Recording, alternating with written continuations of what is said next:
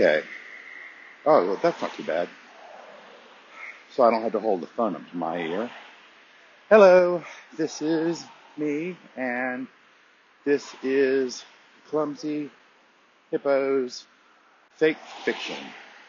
The reason I'm out and about is because frustrations, people not doing what they said they were going to do, namely a pharmacy, but that's okay, worst things could happen. But I'm on my way. I have to get back there again, which means another 2 mile walk round trip.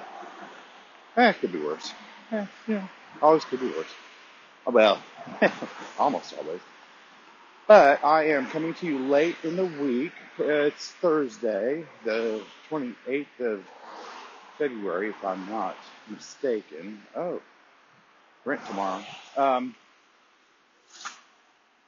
So I got an email, or well, no. First of all, let me kind of go over this first because I've been working and fiddling with the whole storytelling process and recording of the audios, and how low the volumes were on the last two, or the first two rather, episodes of Days of General Restless I did for morning cereal, and even when I listened to them, I was like, oh no no no no no no no. But it was an interesting time that I recorded, a time that I knew I shouldn't have recorded, and I did, and it failed. So trial and error, people, trial and error, error.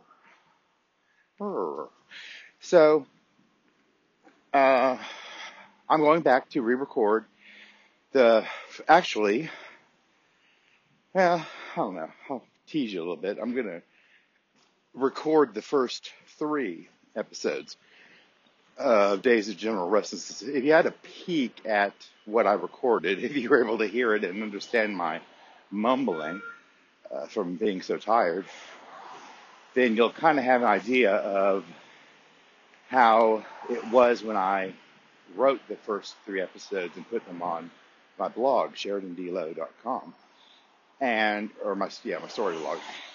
Well, I released them that way because I created the first 3 as kind of a trilogy of an introduction, which deals with the alert and oncoming Chinook winds blowing and the nervousness that follows and preparations for getting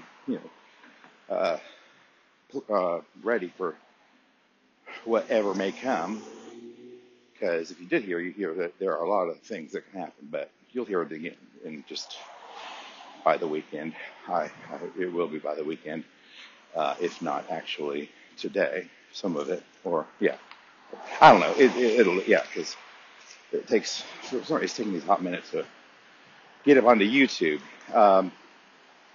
Then I'm going to be busy because I also have got to start dissecting how I will read Slumber Guard or the other story of the week, morning serial, every other Friday.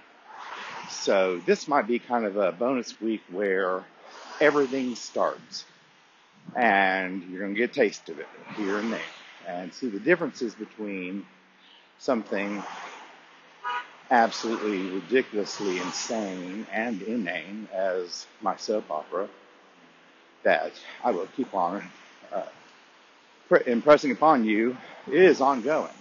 Like this is like a soap opera. This isn't going to be one of those at the end of the season. It's over. Everything resolves. Nothing is ever going to get. Things will get resolved, but the entirety of it will not be resolved. And there'll be so many things going on that can never ever get resolved. And of course, you'll have to layer those by not having everything start on one day. Let's see. God damn, it's humid out here. 62 degrees and probably about a 320% humidity.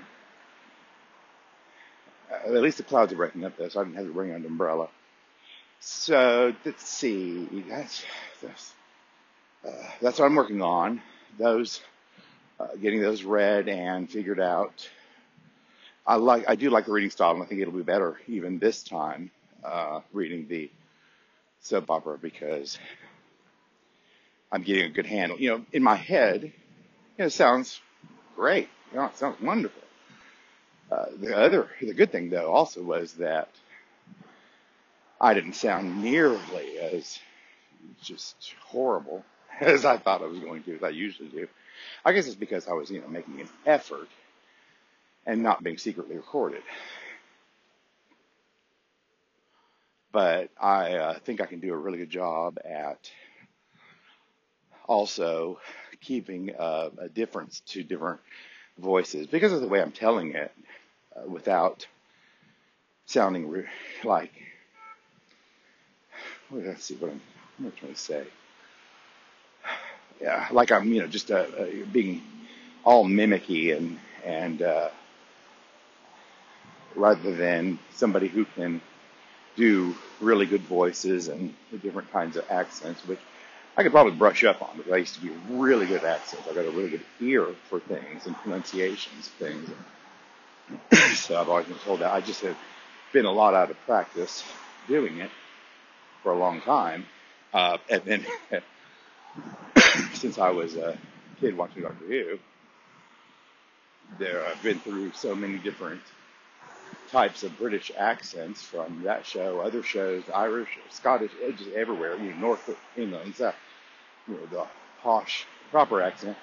All of it, it kind of gets muddled up now if I do it because I haven't really been focused on the style. But, the point is that I'm telling it like this, like I'm telling you about this podcast and this thing that's going to happen. I'm going to be relaying the week's events on this soap opera to a friend or somebody else so that it's going to have a lot more of a natural feel. And while the words will be, they were written long ago, they just will be read differently than I had originally imagined that they would be. Now, having said that, with Slumber Guard, it's going to be a different adjustment because I can't do Slumber Guard that way. That's not feasible because of the type of story it is. It's an actual proper story. So it's going. You may have some ridiculous things happen, of course, because I've said it before. I'll say it again, and I'll even write it down and mail it to your mother if you want me to. But I just can't.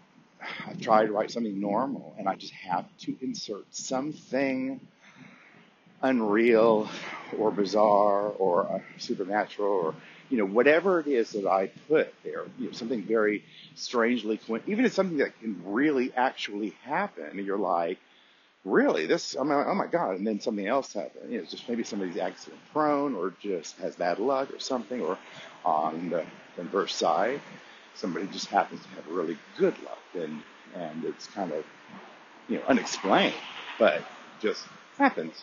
And that one I'm kind of talking about patches, which will come. I got to get to. It's probably that patches will probably be next after Slumber Guard, the first Slumber Guard, because I'm not going to do the 4 in a row. And so, being an audio story, it's going to be like a professional read it, and I'm not a professional reader. I just have had a whole hell of a lot of practice at it and a lot of training too, actually, because of my religious upbringing. Because I was raised as a Jehovah's Witness. I'm not just going to touch on that because it's neither here nor there. It has nothing to do with me now. It's who I am now. But and I'm not bitter either. I'm not one of these. Oh my God, people who spend the rest of their lives bashing their former religion.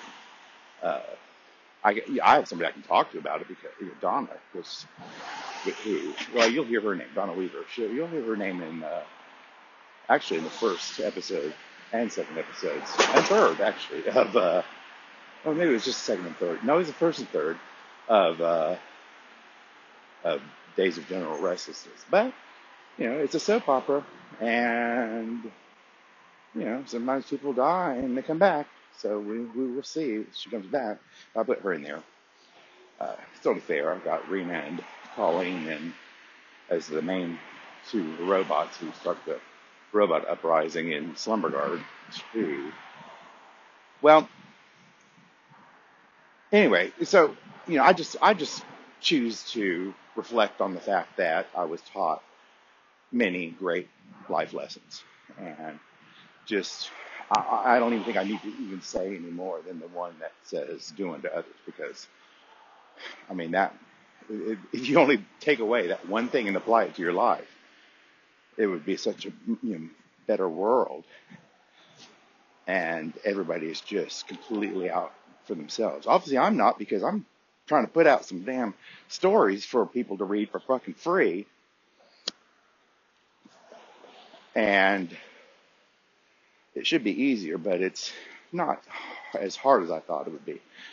So, Slumberguard will have to read and practice a little more because of the nuances of it, and the way that I relay it as if I'm reading the story, but not, and trying not to keep a monotone.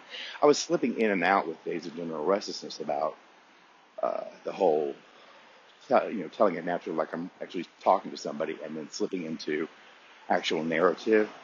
But that's okay, I think, as long as I can try to find a balance and a way to do it where it doesn't just sound, all or nothing, or just, all one or the other. And they, what the hell? Jesus, you think it was a Friday?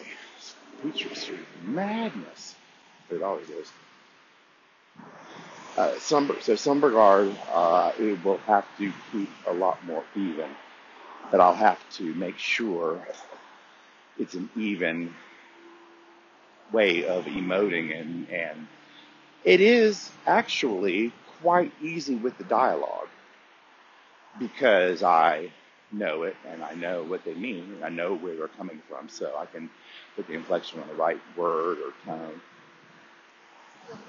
But practice. Nothing's going to be perfect when it starts. And guess what? Nothing's going to be fucking perfect. And that's life. If you want perfection, go look elsewhere and tell me when you find it. But I think that